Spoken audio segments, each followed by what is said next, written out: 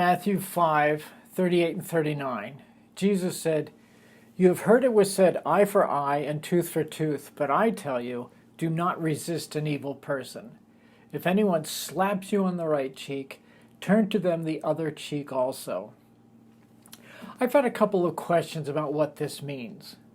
One said, Gandhi, following Tolstoy, felt that we should take the Beatitudes literally. We should literally turn the other cheek to those who physically hurt us. Was he wrong? Someone else asked, why should we be totally meek and mild? Does this passage deny the middle ground between an eye for an eye and total meekness? If so, why? Still a third. How do Christians square supporting the state's use of violence, like military action, with Christ's exhortation to turn the other cheek? Last one. Creating a world where you're not allowed to defend yourself is both stupid and dangerous. So let's talk.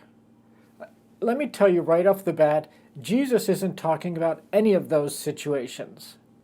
Jesus is dealing with general moral truths, as we find out in Matthew 5:20, where he summarizes your righteousness has to surpass that of even hyper-religious persons. God isn't looking for people who are religious, but people who are godlike. A righteousness not because of good works, but of an inner holiness. Matthew 5:38 to 42, where this passage about turning the other cheek is part of the Sermon on the Mount, but it's not part of the Beatitudes, by the way. It's one of the examples of incorrect teaching and understanding. See, the religious people were quoting the Old Testament out of context and wrongfully applying it to an area that God never intended, just like the people asking these questions. See, in this case, the people were using the words of the Old Testament, an eye for an eye, wrongly, as a justification for retaliation and vengeance in personal relationships, which is a total misunderstanding of the teaching of what eye for an eye means. Jesus' point is that God never intended the words an eye for an eye to be about self-defense or an attacked person or a fighting strategy or personal revenge. The words were originally designed for a court of law, like Deuteronomy 19:16 to 21. Give fair judgment for whatever it was that happened. That's what an eye for an eye means. Jesus is not talking about physical attack, military action, police forces, or even self-defense, but rather he's talking about insult and contempt. He's not talking about the robber cruising the neighborhood who you should just let attack you, or the bully making trouble that you shouldn't defend yourself against. That's not what Jesus is talking about. These can and should be resisted. But in the case of insult, he's speaking metaphorically about learning to absorb insults and not retaliating for them. We're not being told to turn the other cheek to those who physically hurt us, but about not retaliating when people insult us. See, there's the key of it. What Jesus is talking about then, that replaces an eye for an eye, he's definitely not saying that Christians should never defend themselves, nor that the police force should be disbanded. What Jesus is saying is that when you are offended or insulted, learn to brush it off. Don't use insult as a launch point for a personal vendetta or a vengeful response. Insult and offense should be let go. But injustices are different. They should be treated with appropriate legal and judicial response. The robber who cruises the neighborhood should be stopped. The bully must be resisted. There is no suggestion here in Jesus' teaching that the law and its penalties are voided, or that when you're physically hurt, you should literally turn the other cheek. But the backhanded slap of insult should be brushed aside. It's okay to respond with justice, but not with malice. See, justice and love can exist side by side. You see the exact same thing in Paul in Acts 16:37. Paul knows that what has happened to him and the way he has been treated is illegal. And we observe that Paul responded with tact and respect, but he also challenged them with firmness and demands, and he presses for justice.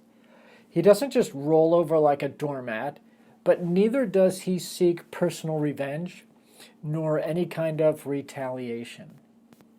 You see, Jesus never made lists for us to follow.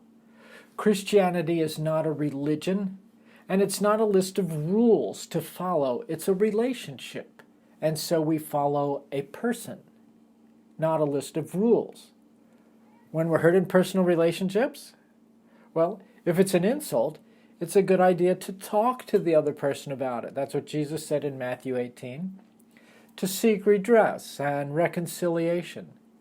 We want to do everything possible in love to break down barriers between ourselves and other people. If it's possible, as far as it depends on you, Paul said, live at peace with everyone.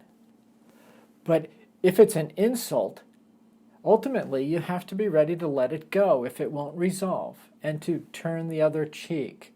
That's what Jesus is talking about. Don't seek retaliation or harbor bitterness in your heart.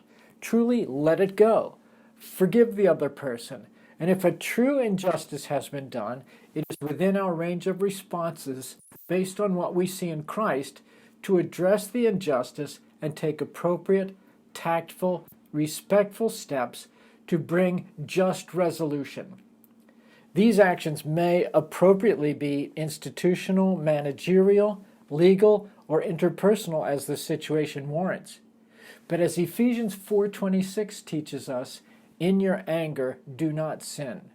So also in your pursuit of justice, do not sin. We walk a knife edge of seeking truth and justice while keeping pride, judging, and vengeance out of the mix.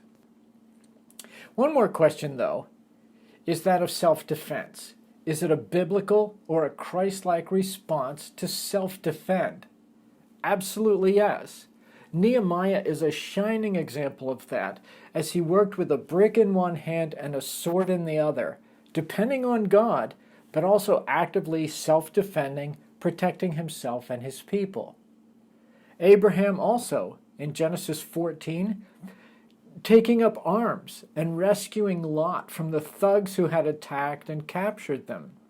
He chooses military action to defend and possess that which was rightfully his, and he's blessed by Melchizedek and God following his action. But remember, we live by a relationship with Jesus, not by a list of rules. The choice to self-defend must be a choice of conscience, discernment, and wisdom. A believer is not required to self-defend and may, at their choosing, decide to turn the other cheek, even when other action may be both warranted and possible. A believer may also choose to self-defend. It has to be a matter of love and conscience, not a whole lot different from the principles of rights and conscience laid out for us in Romans 14. Situations and people are different. We must learn to make the best wise and godly choice we can, not judge others when their decision might be different than ours. Each of us must live by the faith we have been given. Make every minute count.